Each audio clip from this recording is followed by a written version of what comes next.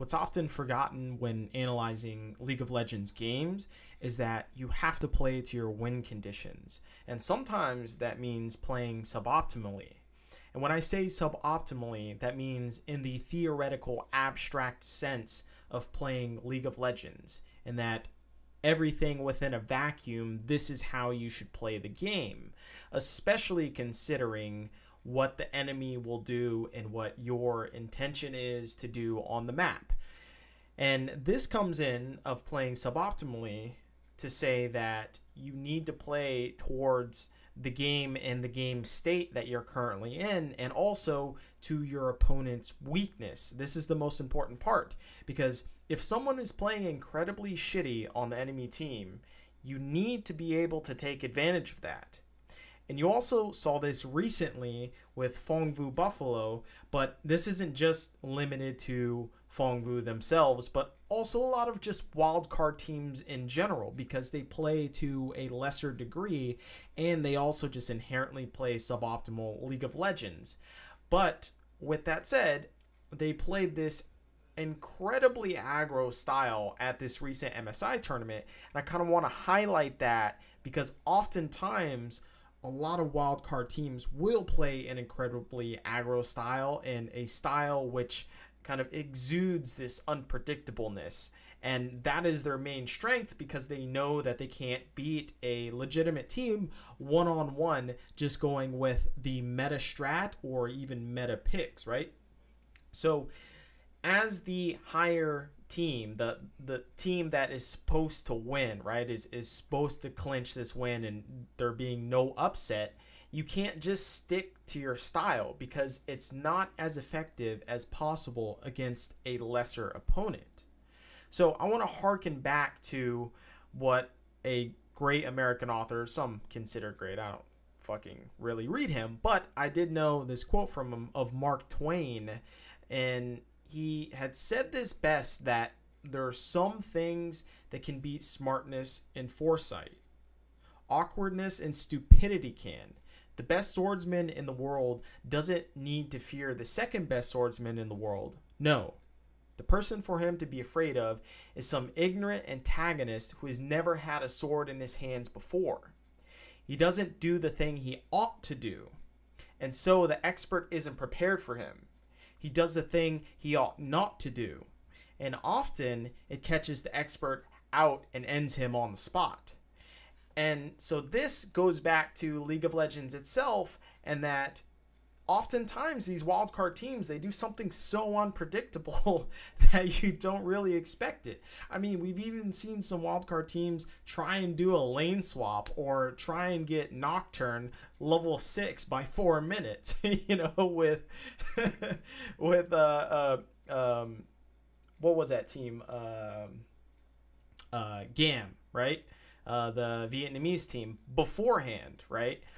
And so to go back to something that I'm more familiar with in this aspect, you know, when it comes to a racing situation, oftentimes professional racers are scared of racing with amateur racers. And this is because the amateur racers won't know exactly when to brake or when to accelerate during corners or before corners or after corners, right? So this makes it very dangerous for a professional racer to go behind or in front of or even around any amateur racer, because they don't expect what their, you know, this amateur racer's mentality is in terms of trying to take a corner. So it becomes very dangerous if they end up braking far too early or far too hard. If you're a professional racer behind them, you're going to expect them to take the line correctly, and then you might end up crashing into them, right? Or you might end up fucking your own lineup, and that just throws your entire race off. So you might actually get beat by an amateur racer just because they are racing so poorly, right? And so this is why you have to get a license to even race on specific racetracks or specific events themselves too, because you need to be at a certain skill level in order to compete with these other drivers that are supposed to be at this certain threshold somewhat. And so going back, this is a lack of adaptation to the circumstance, even in those instances, and that you have to expect that an amateur is going to perform poorly to some degree, and that's going to change the entire circumstance or dynamic in which you need to face them. So, Master Yi and Kale is a great example of changing strat based upon elo, right? And so this was going back, I think it was in season 7 at the beginning, which was that they would end up having these Smurfs go with Master Yi in the jungle and then Kale top. And as Kale would push out and try and get lane priority in the beginning, well, then you end up getting, your slow build towards your Ardent Sensor. And this was when Ardent Sensor was popular. And then after that, or, during the middle time, you would have Master Yi start farming the top lane as well too. So essentially this was like the early initiations of like the funnel strat. I think this was in season 8 actually. And so this was the first permutation of the funnel strat, and then it's basically snowballed into professional play, into where they decided to do this with different strats, but from the mid lane instead, because it's an easier lane to kind of dictate around the map, and so you can get more jungle camps based upon the proximity of the mid lane, right? But the simple way to beat this, at least within solo queue, was to play safe top and then snowball bot lane, right? Because the Kale isn't actually going to get their items until Master Yi actually goes up there and gets kills, and then the top laner just ends up feeding, right? Because he's 2v1 a lot of the time. So a lot of the high elo players would just end up snowballing bot, and it would be pretty much game over, right? But this wasn't until you get into the very high portions of high elo, right? With like masters and challenger players that actually know what's going on and have actually thought about this strategy in order to combat against it. And so this is one gimmick to where these Smurfs, these high elo Smurfs, change their strategy based upon the elo that they were currently in. And so to escalate and kind of go through games as quickly as possible, they would use the strat. So to go to professional play, the Korean way to play LoL, right, previously was to calculate percentages, right, and minimize risk as much as possible. They would definitely not go for a play if it was anywhere near a 60%. It had to be at least higher than a 60% in order for them to actually execute a play. And this was why they were so reliant upon vision. But that can no longer be done to a high degree due to the limited amount of vision that's currently within the game, with the removal of Tracker's Knife, and then obviously green wards before were taken out of the game, and then you have even vision wards being limited, or I guess now the red wards limited now. And so the fault of the Korean way is that they go for the most logical play, the most theoretically logical play, and this is where they get tripped up a lot when they face lower level teams, because I mean, why would the enemy team do that dumbass play where the percentage is low, right? Well, this is where you can catch them off guard, and instead of it being a low percentage play, it becomes higher because it's something that the Korean teams won't expect, right? So this is the conundrum of, well, if really it's a low percentage play but you're playing against this higher team, maybe then it becomes this higher percentage play. So logically, it would be the more correct decision to do, right? This is obviously a play on words and such, as you're kind of morphing the entire dynamic. So of course, yeah, therefore then it becomes the most logical play, then becomes the play that ends up working, right? But in terms of just the sedentary or the cemented way of playing the game, yeah, the logical play should be to do this certain play, but you have to morph that depending upon your enemy. And this is also why the teams that play a more risky style and depend on outplays or limited information have often upset Korean teams, right? You look at even Flash Wolves had their number way back in the day, and now you have teams like IG or G2 that play this more risky style and more aggressive style and more style that relies on mechanical outplays or just straight choosing weird picks or weird flex picks that take advantage of the Korean team's weaknesses.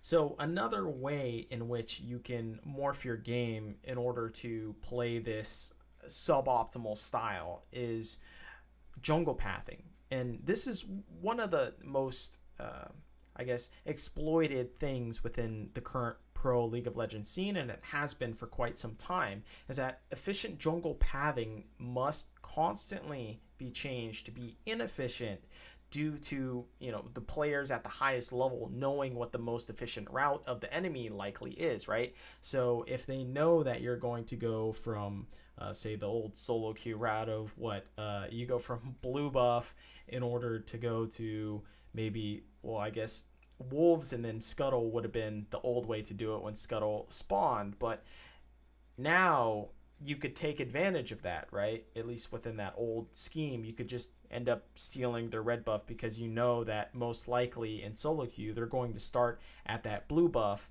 if they're on red side, right?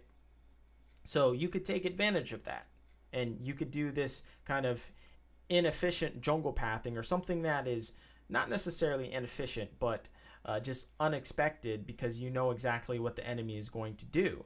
And therefore, if you're the red team, then maybe you might do this inefficient jungle path, because although your team is going to help you, right, your ADC and your support is going to help take the blue buff, and that makes your jungle clear even faster than if you were to normally start on the top side of the map. Well, maybe you actually need to make that sacrifice in order to not have your red buff get stolen. And you also know that your team is most likely not going to get vision for you to even know that this is going to take place in the first place. So this is a little nuance that you have to change for your efficient jungle pathing, and this extends obviously to pro play, and maybe you do Krugs on your third camp, but maybe you change that up and instead you try and invade the enemy wraith camp or something. You have to constantly change, and that's the point with jungling, is that it's not so much that you have an efficient jungle path, is that you need to change your jungle path dependent upon the situation and the enemy themselves too.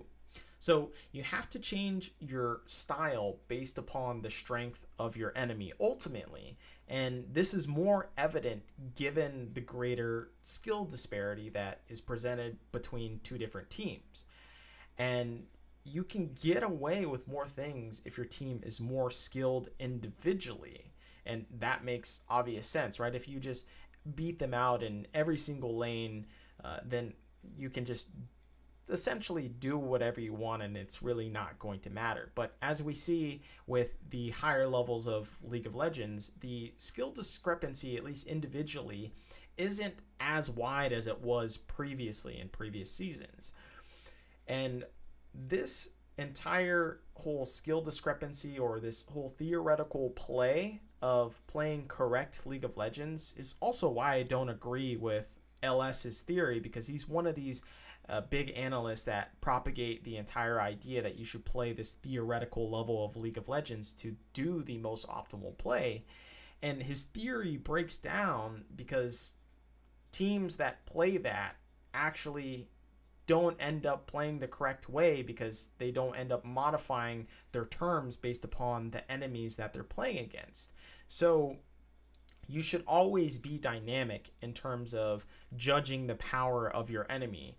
And the easiest way that I can relate to this, or I can relate this to everyone else, is the challenger dodge, right? This is like the famous thing of to where challenger players end up often going straight, or end up going into this predictable gold level or platinum level movement to try and dodge a skill shot and running directly into this predictable path.